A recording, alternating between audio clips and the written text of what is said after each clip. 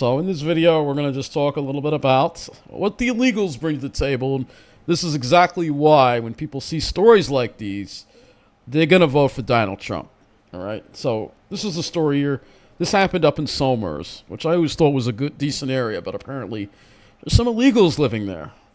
Fernando Jimenez, charged in Somers shooting, is in the United States illegally after 2004 removal. So the man accused of shooting his girlfriend and her two teenage sons in Somers, killing the older boy, was in the United States illegally after re-entering following his removal from the country 2 decades ago, an Immigration and Customs Enforcement spokesperson said on Thursday. Fernando Jimenez, 40, was arrested Tuesday morning following a 12-hour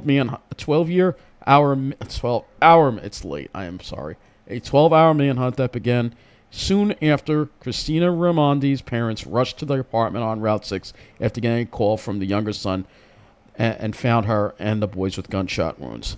Michael Raimondi, 15, was killed, and Christina, 38, and 13-year-old Matthew Raimondi remained hospitalized as of Thursday. Jimenez is a Chilean citizen whose full name, according to ICE, is Fernando Andres Jimenez Meza. He claimed to be a Mexican named Eric Melendez Arellano when U.S. Border Control agents caught him entering the country near Tequeta, California on August 4th, 2004. He voluntarily returned to Mexico at the time, and the details of when and where he re-entered the U.S. were unknown, she added. So again, that's on probably Joe Biden for not securing the border. Christina Raimondi's father told state police this week that she had been dating Jimenez off and on for the past 3 or 4 years. ICE lodged an immigration detainer for Jimenez on Wednesday at the Westchester County Jail, where he is being held without bail on charges of second-degree murder, second-degree attempted murder, and second-degree criminal possession of weapons. So it's one example of the crime they bring. This is the next example of the crime they bring. Actually, News 12 actually covered this. This suspect, he raped a 5-year-old girl, entered the country illegally. This is what they bring to the table. This is why I'm against illegal immigration. I've always been against illegal immigration. So I'm actually going to play the story here for you. Sexually assaulting a young girl, and police believe there may be more victims out there. News 12's crime reporter Krista McNally has more on this suspect. A heinous crime committed here in Nassau County. Nassau County Executive Bruce Blakeman stood with Police Commissioner Patrick Ryder to announce the arrest of a 27-year-old who was accused of raping a 5-year-old girl. According to police, Wilson Castillo-Diaz allegedly committed the crimes in Westbury on October 16th, yep. And they would not give specifics surrounding the crime. We walk a very fine line when it comes to protecting the rights of our victims and to find out if there are more victims. The Nassau Police Department is withholding a lot of information about this alleged crime. We do not know exactly where it happened or if the suspect knew the victim. Police say the suspect was in the United States illegally since he entered at the age of 16 back in 2014. That individual was detained at the border and given a hearing date and never showed up for that hearing date. Former New York State Homeland Security Advisor Michael And again, Balboni why didn't ICE says come and get him? Why is the state not doing anything? This is because we're a sanctuary state. This is what happens when you're a sanctuary state, when you allow illegals in. There's criminals in there. And this is exactly the kind of people that don't belong in this country. There are too many people who have entered the country illegally to keep track of them all. Too many. Folks who Yep. just can't be found because ICE does not have the resources. And as for this alleged crime on Long Island, police are encouraging other potential victims to come forward. And this is why Donald Trump is going to be the next president of the United States again. But we believe there may be more victims out there. In Mineola, Krista McNally, News 12 Long Island. So there you go. This is the kind of crime they bring. This is the kind of crime these illegals bring. They bring a lot of crime. This is just a small snippet of what they bring. You got to remember, somebody who's going to enter the country illegally is likely to break more laws while they're here. All right, that's the way I feel about it. So let's go to this next article here. We'll just see if there's any updates here on this here. Not yet. But let's go to this article here. This is another thing that happened. This happened in Islip, a street takeover. We're starting to see this happen in this state. And this is what I mean. When people see stuff like this is why the Democrats are in trouble. This is why the Democrats are in trouble, because Hochul, she ain't doing nothing to stop this crime.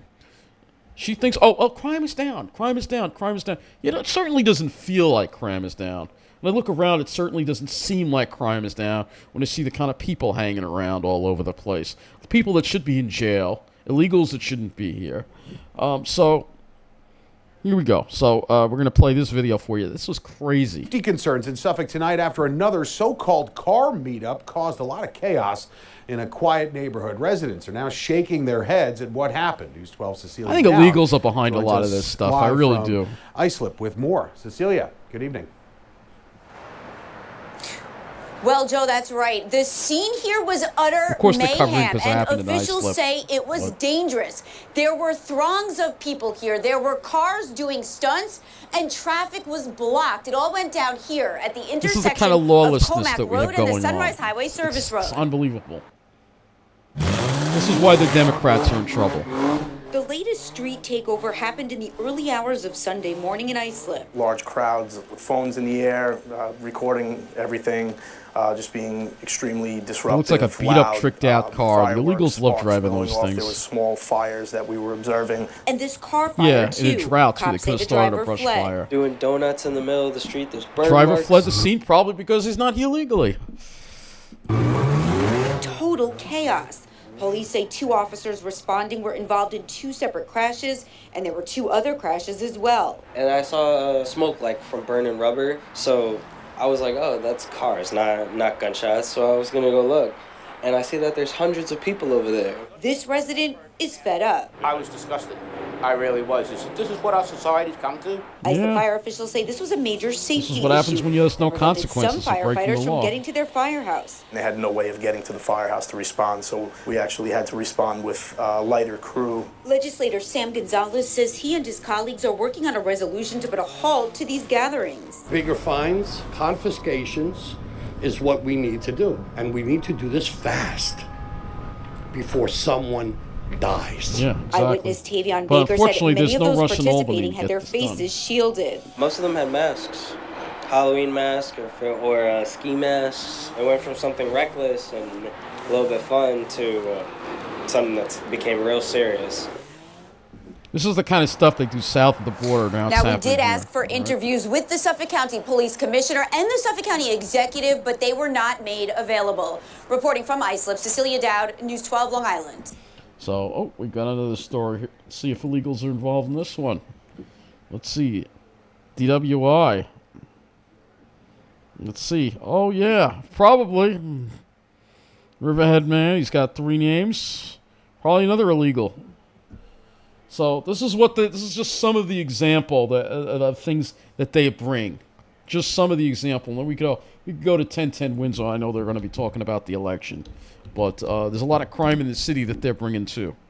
So look. Let's see what else we get some crime here. Going on here.